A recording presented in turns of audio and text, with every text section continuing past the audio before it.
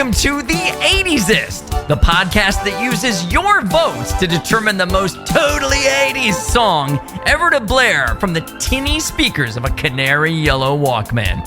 In the heart of rock and roll, Cleveland, I'm Keith Marsteller. Joining me from Seattle is my longtime friend who is the creator of this podcast and my co-host of the 80sist, Joe Walk. Hey, Joe. Joe? Do you expect me to talk, Marsteller? No, Mr. Walk. I expect you to die. Yeah. Good times. Not very 80s at all, but that's okay. Do you know what movie that's from? Oh, that's from Goldfinger. I'm not the most accomplished Bond guy, so Got it. That's going to come into play today because we're doing a sixth round matchup, or our sixth matchup in the movie region, I should say, that pits our 3 seed, A View to a Kill by Duran Duran, against our 14 seed, For Your Eyes Only by Sheena Easton. That's right. A View to a Kill is the theme song to the James Bond movie of the same name, released on May 24th, 1985. And For Your Eyes Only is the main theme to the James Bond movie of the same name, released on June 26th, 1981, which makes it one of, if not, Joe, the earliest released song in our tournament. That's right. It's one of them. It is frickin' old, man. Yeah, so it really is, yeah. So both Bond films. I've seen Bond films. one of the Bond films. Which one have you seen? I saw A View to a Kill. Okay. So, For Your Eyes Only happens to be the Bond movie that I've probably seen the most. Oh, good, because we need somebody to talk about it. Well, all right. So here's the thing. Yeah. And I've made reference to this before. For a very brief period of time, from about 1981 to maybe midway through 1983, we had cable because I lived in a small town that got cable, and then we moved to an even smaller town that didn't have it. Didn't have it for many years. During that time, I had HBO, and so any movie that was on HBO from early 1981 through mid 1983, I watched a lot. A ton, yes. Yes, I mean, like, just over. Well, because and over. it was a home box office, Joe. I don't know if you heard. Yeah. You could watch R-rated stuff, which I think You most of the could. Bond movies were R, right? They were, and I watched. And you were like 9. A lot of R. No, I was 10 and 11, 13, 12, Okay. 12 when I watched these. For instance, like, I have very clear recollection of staying up after my parents had gone to bed to watch Animal House on nice. on HBO. And For Your Eyes Only is the Bond movie that was on HBO in that time, and so I watched it multiple times. I also have a very, very clear recollection of the Mad Magazine parody of said movie. Oh, wow. And just for my own knowledge, this is a Roger Moore Bond film, is that right? It is. Okay. It's the Roger Moore Bond after Moonraker. Is it the last one of his, or It does he is do one more? not. So it's Roger Moore goes, Man with the Golden Gun. Is it then Moonraker? Then Moonraker. Then For Your Eyes Only. Then Octopussy. Then A View to a Kill, which was the last one. And then Timothy Dalton stepped in for... right. Yeah, of course Living he's in A View to a Daylights. Kill. Right. Okay. Yeah. I was thinking about Dalton, but that is the Living Daylights. Right. And here's like A View to a Kill and Living Daylights to me are it's a different Bond, but they're kind of, I don't know, they Same blend together movie? for me too. Yeah. Absolutely. So what we've got are 2 songs, Yes. both Bond themes, very Yes. different songs. Very, very different songs. And I guess this is the point in the show where we will give you a taste, a minute or so of each of them. And we'll start with Duran Duran, A View to a Kill. Okay. All right. Okay. And...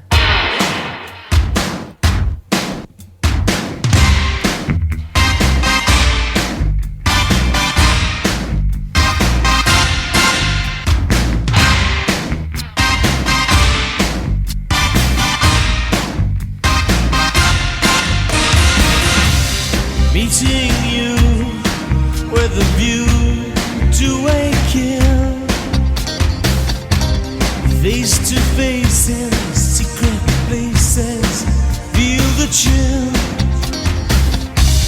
Oh man, this keyboard. Wow. Oh. Covers me. I mean, come on. Big points for using that Bond sting in there. Yeah. I don't know how long we have to go before a chorus arrives here, but oh,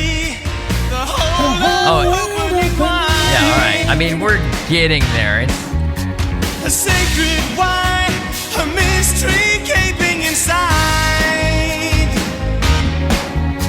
The weekend's wine. all right. Until we dance into the fire. That fatal kiss is all we need. Dance. All right, so there you go. That's the fatal sound of broken dreams. Yeah. Dance into the fire. So that's the real gist of it there. I mean, Yes. it takes a while to get to that chorus. It does. But, man. then after they do, boy, they're dancing into that fire. He and Laban is selling the drama there. Like he sounds like he's on the edge right there. So Absolutely. now to completely contrast styles, we will Yes. have the immensely talented Sheena Easton for Your Eyes Only, and we might be waiting a while for a chorus here as well. But we do get the title dropped in fairly early. Right.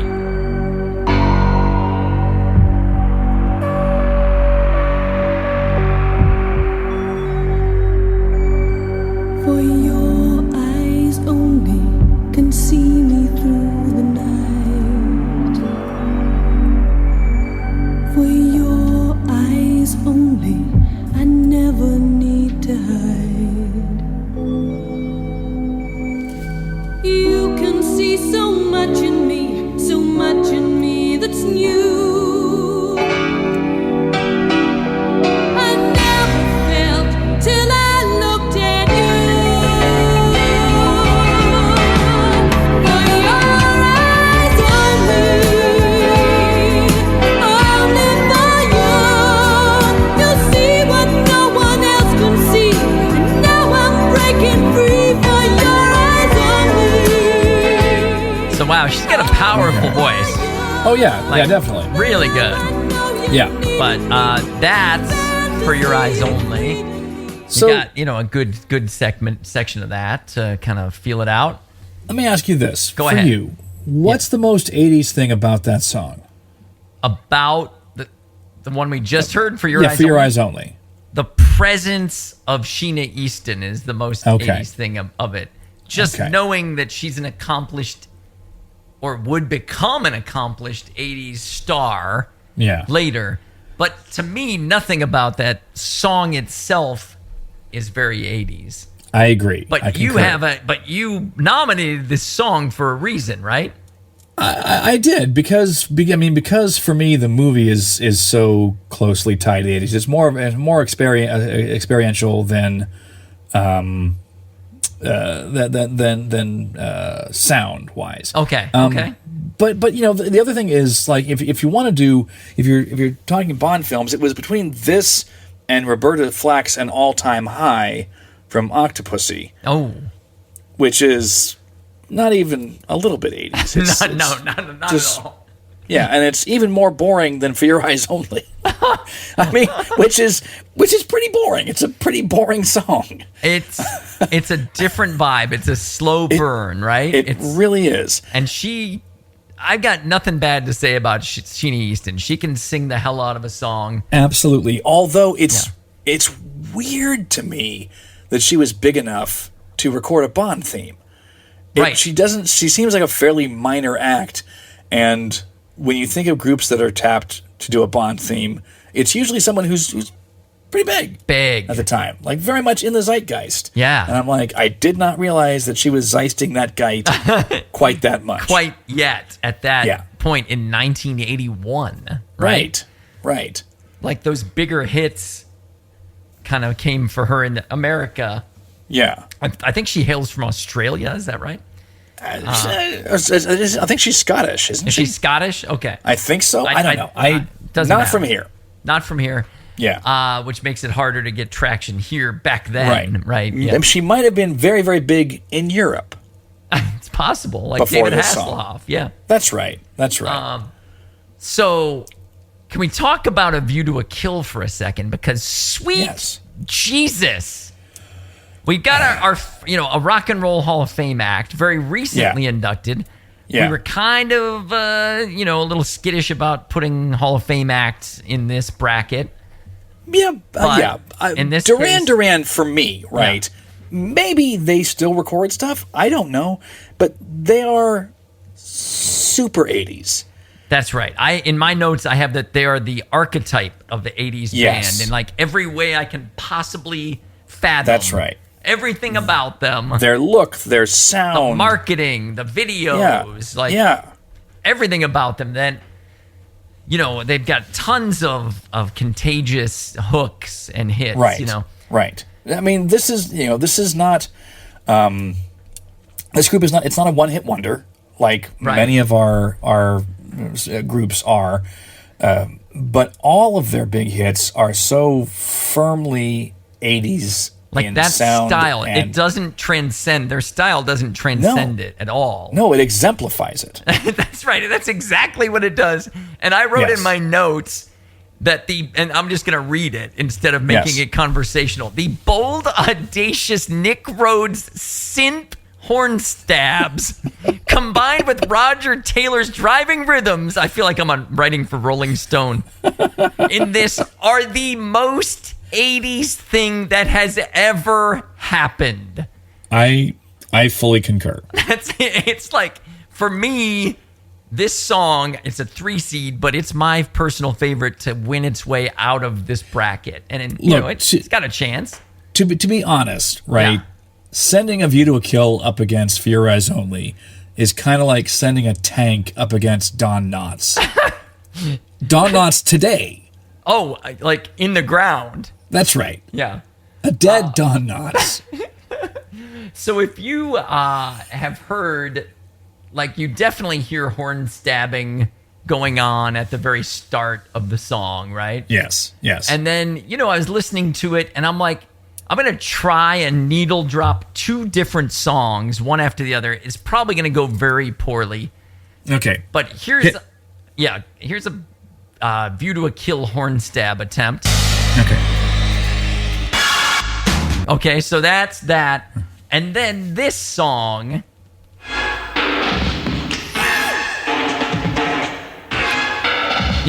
Owner of a Lonely Heart, which unfortunately did not make our countdown, but Yeah.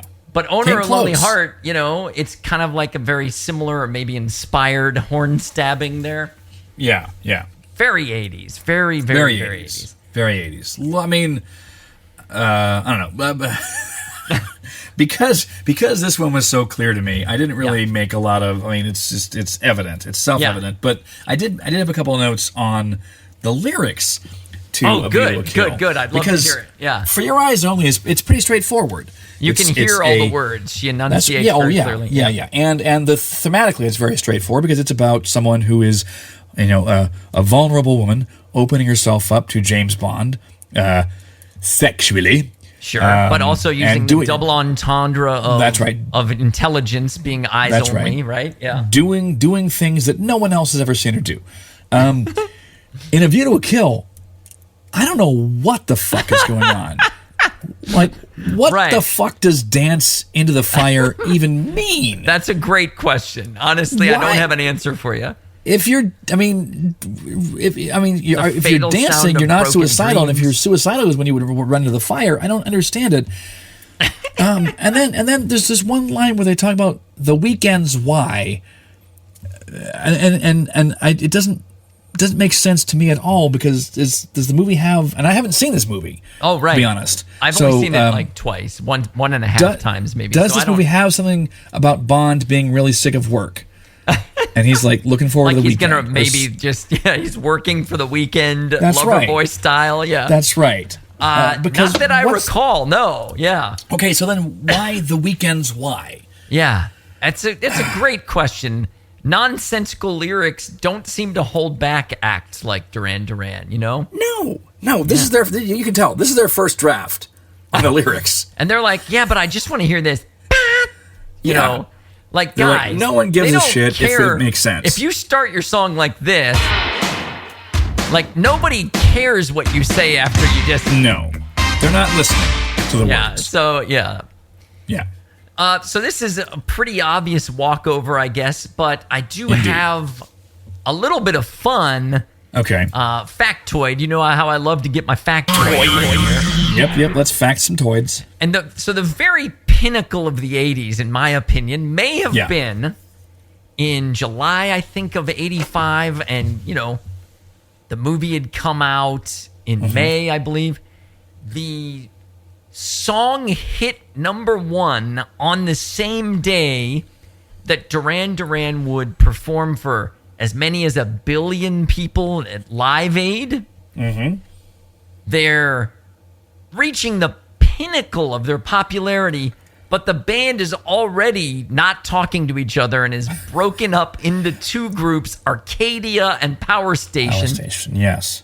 But they come together to play this and a few other songs at Live Aid. Can I real quickly, because we're old. Yeah. We're very old people. Some folks might not know what Live Aid is, right? That's what I'm pointing out. Can you just briefly explain what was Live Aid? I think Live Aid was, what's that guy's name? Is it Bob Geldof? Yeah. Bob Geldof of the Boomtown Rats. And he kind of is the driving force behind a lot of these efforts to make money for people who are less fortunate, like USA for Africa, and you know, and that do they know that it's Christmas? Whatever that group was called. What a great song that was. Do the starving people in Africa know that it's Christmas? Like, are they? Do idiots? they have presents? Yeah. Is Santa visiting them? So, I think his intentions were good, even if the execution was maybe a little less. Yes. Is so cringe now, as they might say. But this was a concert held in both Wembley Stadium in England, London, and in Philadelphia as well at, I can't remember what the stadium was called at the time, maybe RFK. I don't remember. No clue. So there were 2, like one concert goes off in England and then the next goes off in Philadelphia. One guy, Phil Collins, even performed early in England and then flew across the Atlantic and performed late in Philadelphia. Made it to both Live Aids. Isn't that crazy? Phil Collins. Yeah. He could do anything. He really can. So yeah, it was this big giant fundraiser and it was on normal TV, not even cable. Like you could just watch it for free. Right. But it was used to raise a ton of money. I don't know the numbers. So seen by many At the time, people were saying like as many as 1 out of every 6 people on the planet might have seen this part of one of these shows. And the other 5 were sleeping. Right. Because, you know, time zones. Yeah. Absolutely. I get it. So Duran Duran goes on, performs. This is their big, finale. It's literally become the number 1 song in the country on that day, and they perform it live. But they hate each other and would not play live again until 2003. They had another album, but they didn't play a concert until 2003. But anyway, during the very last, they're doing the dance into the fire. Right. And they talk about the fatal kiss is all you need, right? Right. LeBon hits the worst note of his singing career.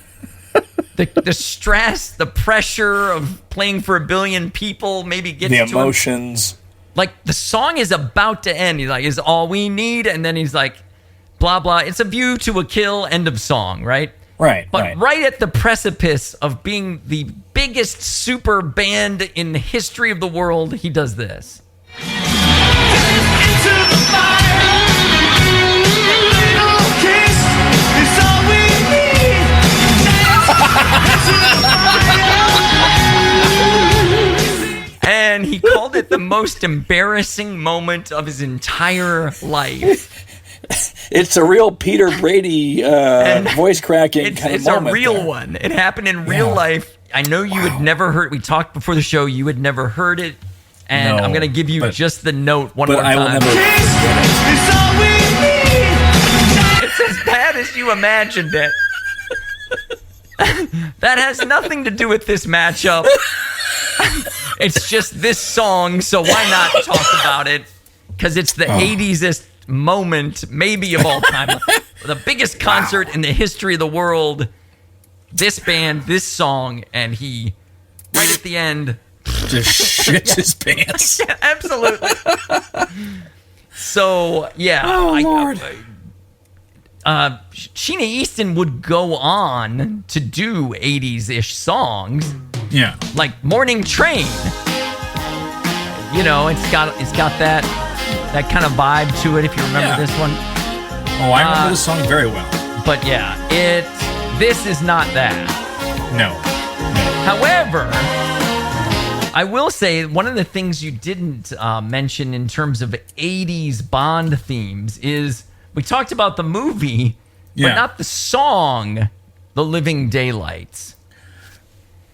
Yes, which, to be fair, came out in 1987. Okay. Oh, so it wouldn't be in this show. It would be out of bounds. It would be out. It would be on side B. That's right. Okay, that's that's why I don't like this song. It's not great for me. It's not good. I do hear some 80s kind of weird shit going on here. This is Aha, a band we'll hear later in this. Very much. On this side, on side A. But yeah, what is this? Her song is better than this one. That's what I was trying to say. It's better than at least one of the Bond themes from the 80s. Yeah. I know. I mean, it's definitely better than Roberta an all-time Flack, high. as you say. Yes. Yeah. Anyway, I don't think For Your Eyes Only is a bad song. Yeah. It's not 80s very 80s at all. It's 70s to me. That song feels absolutely. very 70s to me. Yes. And it makes sense because it's early 80s. Yeah. It's our, like I say, possibly our earliest song. And so it was still kind of hanging over in that 70s feel. But yes. I guess it's possible that someone could vote for it, Joe. And if they wanted to, what would they do? If they wanted to do that very thing, they would go to our Substack, and we can be found on Substack at The 80sist. Search for The 80sist on Substack. If you have a bone to pick with us about something we've said here, or just a comment, or just want to compliment us on our delightful voices, you can email us at the80sist@gmail.com. That's THE80SEST@gmail.com. And you can find our Spotify lists you find our lists on Spotify, The 80sist. You just search for that. And if you like this, if you want us to keep on doing this, please hit like. Just click please subscribe. It's like a click. Yeah. Mash the button, as they say. Subscribe, and then when new stuff comes out, you'll get it. That's right. You won't have to look for it anymore. That's right. We'll come to you. But exercise that voice you have. Make a choice. Rock the vote. I think did that start in the 80s? It did. Yeah. So rock the vote, I guess. So yeah, this was kind of even our 1 versus 16 wasn't maybe this much of a walkover, but no. This is pretty clear. If For Your Eyes Only gets 1 vote, I will be shocked and I will question that person's sense. We will, if it gets a vote, I vow that we'll interview that person on the air to have them defend their stance. I think it's pretty indefensible, but okay. All right. Well, anyway, that's the show for today, and join us next time on the 80sist when we will explore our next matchup, which is 7, oh yeah, versus 10, Axel F theme. Ooh. Until then, on behalf of Joe, this has been Keith saying, if you have athlete's foot, remember it's Bond. Gold Bond. Alive and well, I see. And still bungling in the dark. Well, then why don't you enlighten me, Zoran? You're out of your depth.